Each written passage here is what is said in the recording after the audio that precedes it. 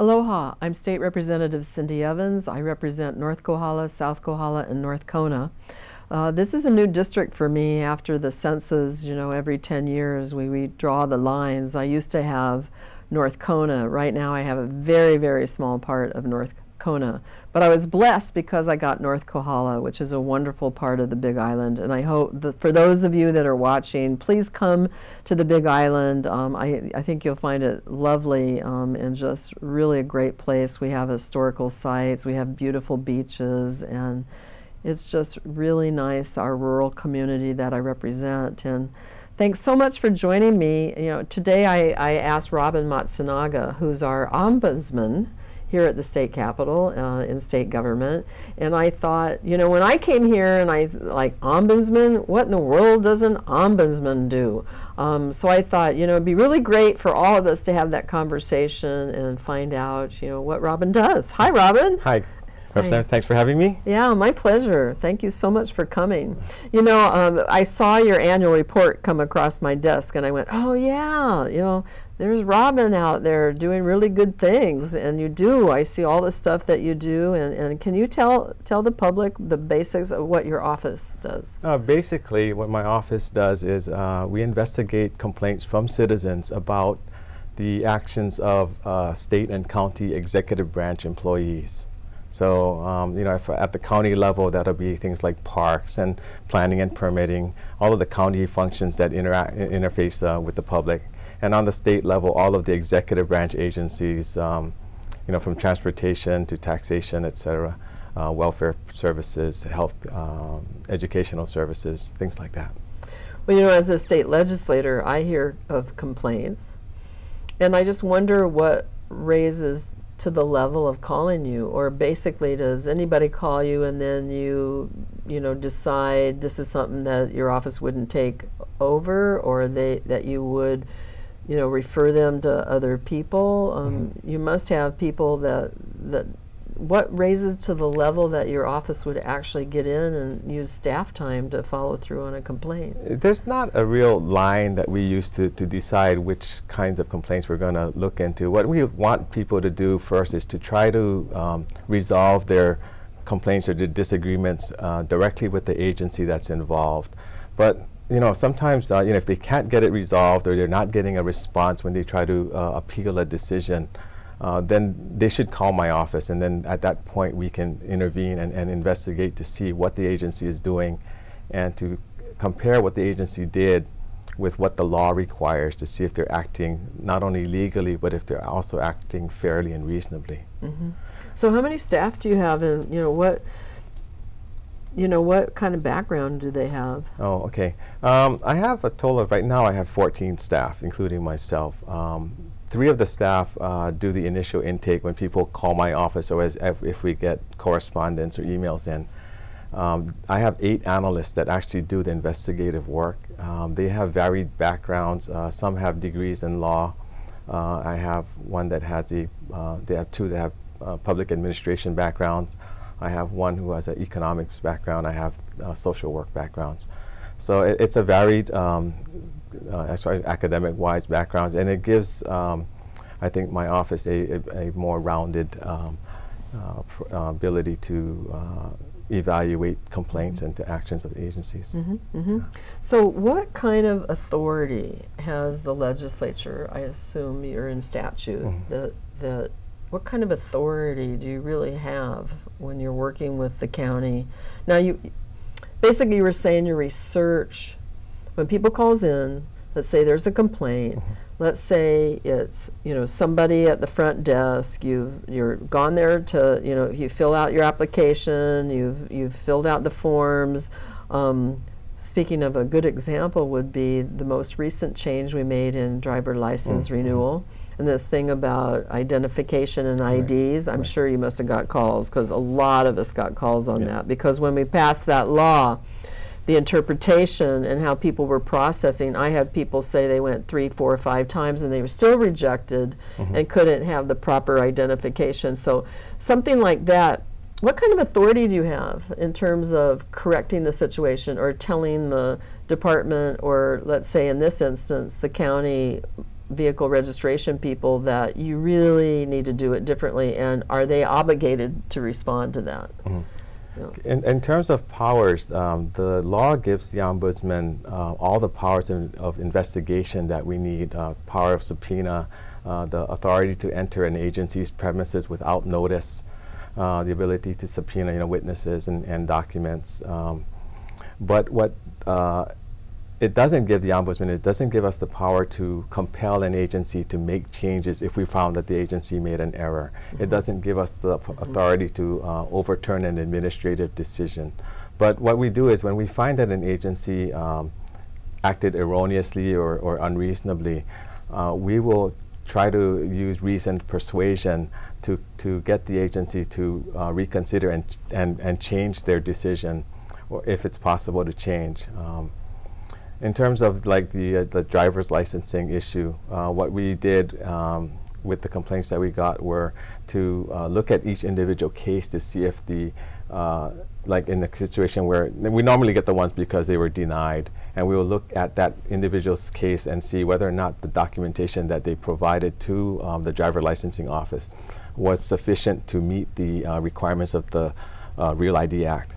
And if it was, then we'll ask the agency, why did you then deny the application? Or if it wasn't, then we'll look at what the complainant provided, and then advise the complainant that, yeah, it was correct, but because you need certain other documents, and we try to point out to them what documents would be acceptable to meet the standard to get the license.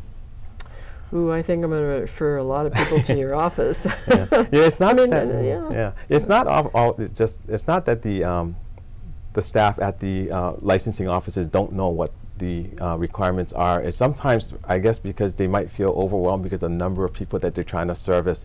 They don't always take the time to explain to the one at the window that they're dealing with right now why they're short of what they need then to satisfy the requirements. And so that's, I think, a service that my office can provide, because we have, we'll take the time to explain why their license application was denied. Well, I think that you might get some phone calls on that one, because it really was a significant change. And of course, the biggest thing I've heard is, if you've changed legally your name through marriages, divorces, and that you have to, and your birth certificate, that everything has to align. You have to have that chain of events that proves you were born this name, and then it changed here and it changed there, and then as of today it's got to follow all the way. It's a little tough for older people that maybe didn't keep records, or I mean, of course there's always the the departments that provide records, but people have to do their research. Right, and it's still difficult because like the Department of Health is all backlogged with requests for birth certificates or name changes, and I think over time it'll smoothen out. But I think just now, right now, when the process has just begun to implement that act, there's going to be some bumps. I noticed in your report, by department and certain things you've investigated, but do you ever bring anything to the legislators' attention that you would feel that the law is unclear and maybe there's too much room for interpretation and it's caused some problems? Do you ever bring that to the attention, or do you just put all your investigations in your report and then just let the like me, I was reading it going, oh, here looks like an area you're getting a lot of complaints? No, when we, sometimes in the course of investigating a complaint, we'll find that the problems are occurring because something in the law creates that situation. There was a situation a while back where a individual who had his moped stolen got a call from the police that said they found his moped, but I can't give it back to you because the person who stole it defaced the serial number, and the law at that time did not allow any moped with defaced serial numbers. And it was designed to prevent trafficking of stolen mopeds and moped parts. But we said, was rubbing salt in the wound, right? Because they found the guy's moped and then they couldn't give it back to him. We actually worked with the agency, and they were actually able to affix a temporary registration number on the moped and returned it to the owner. But it had to do with the law. The legislature had previously amended the laws that applied to motorcycles to allow a new registration number to be affixed. But they, for whatever reason, we left out the section on the mopeds. So I brought that to the legislature's attention, and then the law regarding mopeds was fixed to mirror the motorcycle law, and that prevented future problems from occurring. So sometimes, I think the when you're trying to make changes, there's so many different parts, and it's hard, having experienced myself in the legislature as staff, finding all the parts that get affected. And sometimes we change some parts and we forget to change other parts. And until something occurs that brings those areas to light, then the legislature wouldn't be aware. So when we see those problems, a lot of times we can bring those to the legislature's attention so that corrective action can be taken. So people that believe something isn't working right, if you call Robin's office, potentially you could make a huge difference for a lot of people. Sometimes when something happens, and let's say we don't use government, for example. You don't use government services very often. But when you go, you kind of question, you say, oh, this is kind of a bad experience, or things don't look quite right, or, I'm really unhappy with, kind of how this whole process has been.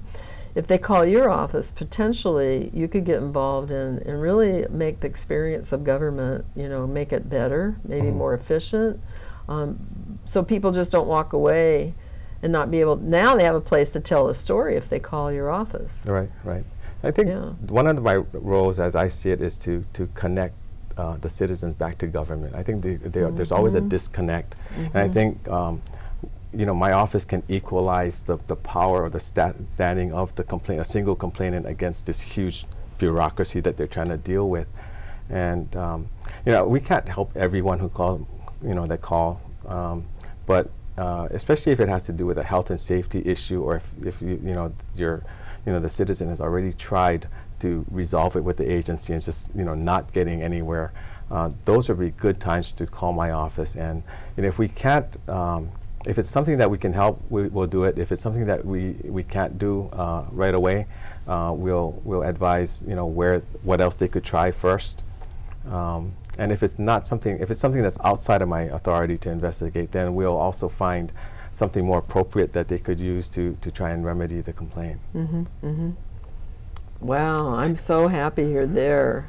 Wow, and normally, people will call my office, and we really try to, we'll call you back, and then we call around, we try to find the person or find the agency, the right desk, the right person. Is this under your authority? Is this the thing that you address? Then we call back and say, this is the right person to call.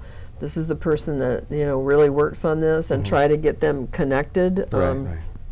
We work really hard that way, but yours is much different, and that is basically the experience they actually have when they work with government employees, and finding that something is not right. It was a horrible experience, or you didn't feel you were treated maybe fairly or properly. But you're not into disciplinary. That's not what you're about. No, we can't recommend disciplinary actions, but we will, if it has to do with something where an employee acted improperly. Some of those we will work through the supervisors or through the department head to make sure that they take appropriate action. And I can't always report those because those are covered under privacy laws, but we will also monitor to make sure that the agency did take some corrective action to try and prevent that from occurring again. Just like when people complain about an employee who drives erratically on the road, or they see someone using a county or state vehicle improperly, then those kinds of situations we follow up on also. So. How long have you been doing this? I've been doing this for about 14 years now. Really? I started in 1998. Oh, I didn't know that. Oh my gosh, you know all the... I wonder if you know everything and all the offices and all the programs after 14 years. No, I'm still learning. It changes, especially county government, because we have jurisdiction over all the counties, then they always tend to restructure and move programs here and there. It's a constant process to continue, to update ourselves on what's going on. I don't think we've ever claimed to know everything, but we know where to look. So if we don't know it offhand, we'll know where to look for it. Kind of makes you wonder, 14 years in the department and you're still learning. Yeah. We got a lot of programs and services in government. And it changes, even like, say, with like the state's Medicare program or, and the health programs, they continually change. So it's learning again how the program is supposed to be working now, because it doesn't work how it used to before. It's structured differently. And so tell me, that we actually created a long-term care ombudsman a few years back. Right. So if people believe there's elder abuse or financial abuse or something's going on, in home care settings or assisted living facilities, nursing homes, that type of stuff, they can actually now, instead of calling your office, they can actually call the long-term care ombudsman. And is he the only other ombudsman in state government? As far as I know, in Hawaii State government, he's the only other ombudsman, and he has authority through the Federal Older Americans Act to actually serve as an advocate, but also he does also independently investigate complaints about long-term care and nursing facilities. And I don't have authority over most of those facilities because they're private facilities. But but as far as so things like elder abuse, though, there's always the Adult Protective Services division in the Department of Human Services that can look at those types of complaints. Hawaii citizens, we are fortunate because Hawaii is one of 5 states that have a ombudsman office like mine that has general jurisdiction over state and county programs. And other states have not created a state-level general jurisdiction office like mine. They may have an ombudsman that deal with correction services or children and family services or education, but not one that will deal with all of the different executive programs that affect our citizens. And it's thanks to the legislature for having the foresight. Hawaii was the first office in the nation. And who was behind that? Do you remember? Herman Doi, who actually was working for the Legislative Reference Bureau, did a study on the ombudsman on request of the legislature, I believe. The office actually got created in statute in 1967. It opens its doors in 1969, and Herman Doi was appointed the first ombudsman. And actually, I'm actually the 3rd appointed ombudsman. There was There's one only been in 3. between. Yes. Wow, so the person prior to you was in longer than 14 years? He was actually, Herman was in for, I believe, 14 or 15 years maybe, and then there was a series of interim ombudsmen, and then I believe it was 1992 that the legislature appointed Yen Liu to be the ombudsman, and Mr. Liu actually retired in 1998, the early part of 98, and then I got appointed to start July 1 of 98. And I've been there since. Oh, wow. That's fantastic. Well, what was the, oh my gosh, 14 years, there's so much. I just wonder if you can reach back and say what was the most rewarding change you made or investigation you made that really made a difference? I think it's hard to pick any one. I mean, because the way I view it is, some people might say that someone's complaint is not that important compared to someone else's complaint. But to me, every complaint, for the person who's complaining, that's the most important thing.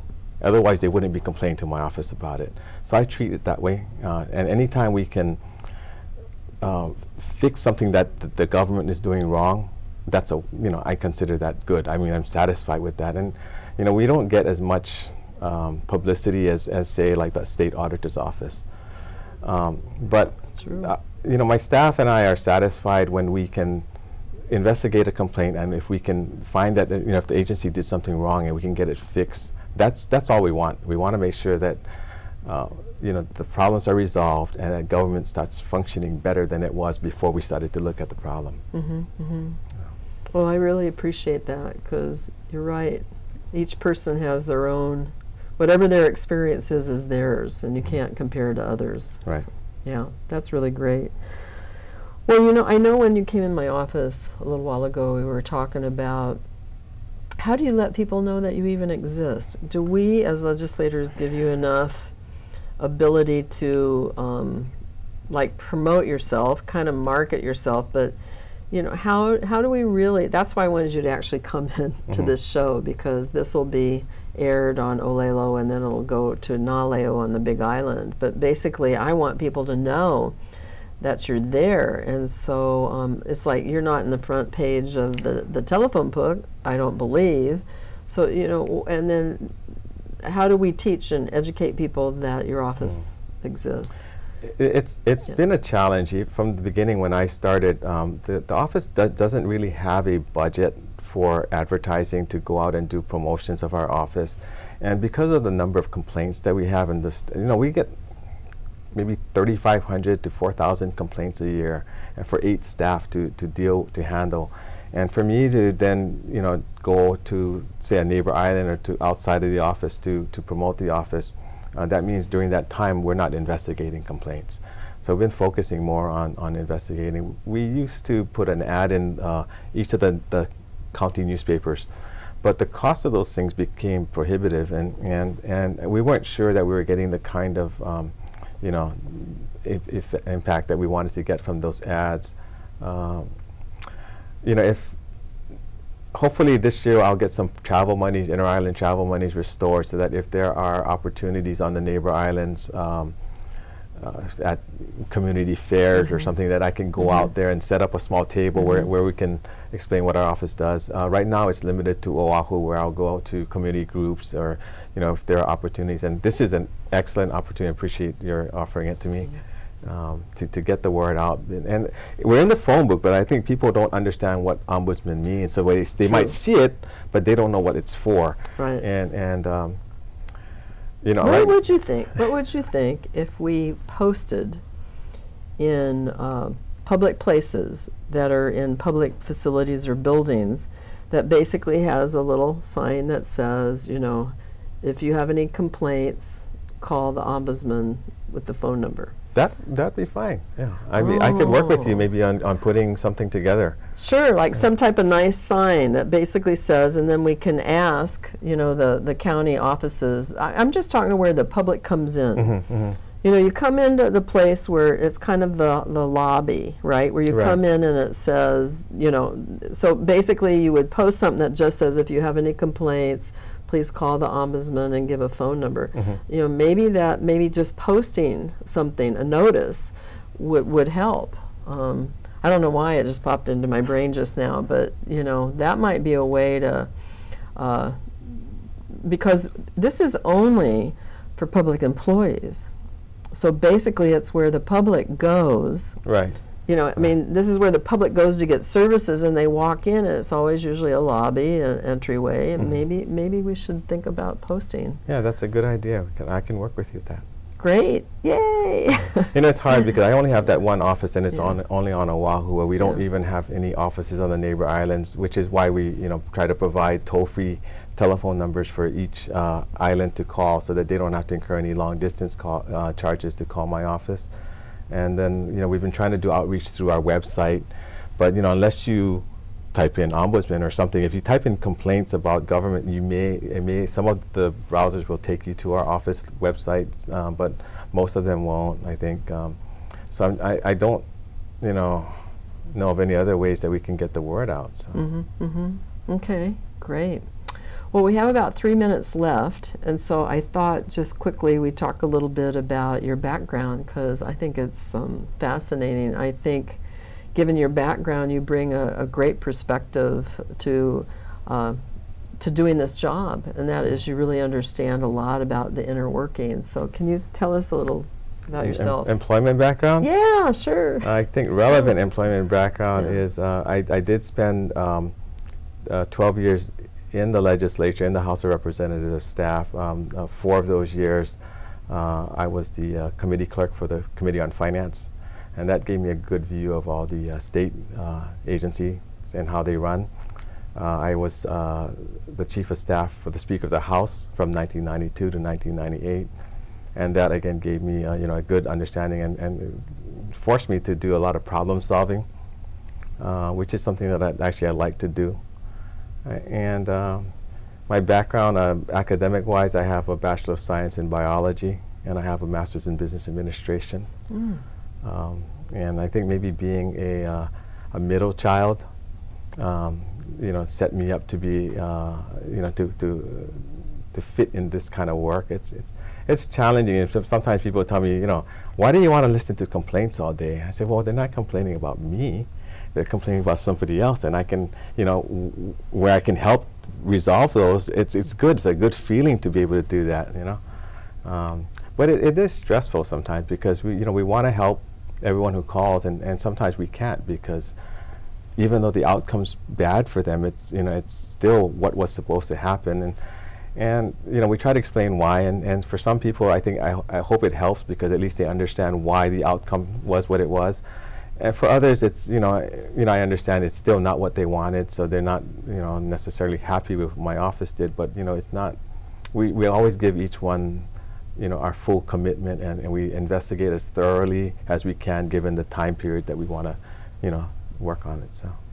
No, I do agree with you that sometimes in process, and you still get to the same result happens, and maybe the person just wanted it to be a different result. But as long as the employee was fair, balanced, applying the law as written, if the public doesn't think that it's right what we're doing, then they really should call their legislature and talk about the situation, because maybe there's new information. Things are changing all the time. Right. Maybe there's new information, and maybe we need to update our laws because the way we're applying it no longer is applicable, because there's now nuances, there's new things changing. But yeah, it's really great. Well, I'm looking at the clock here, and I know we're starting to run out of time, so. Thank you so much. I hope that you found it informative. I sure did, and I can guarantee you that our office will be calling you, and you're now another resource for us. Yes. And I really appreciate you, and tell your staff we really appreciate them being there now, knowing that I can use your office. Well, thank you. Yeah, you're welcome. Take care. Thanks. Okay. Thanks for joining us, and have a great day. Aloha.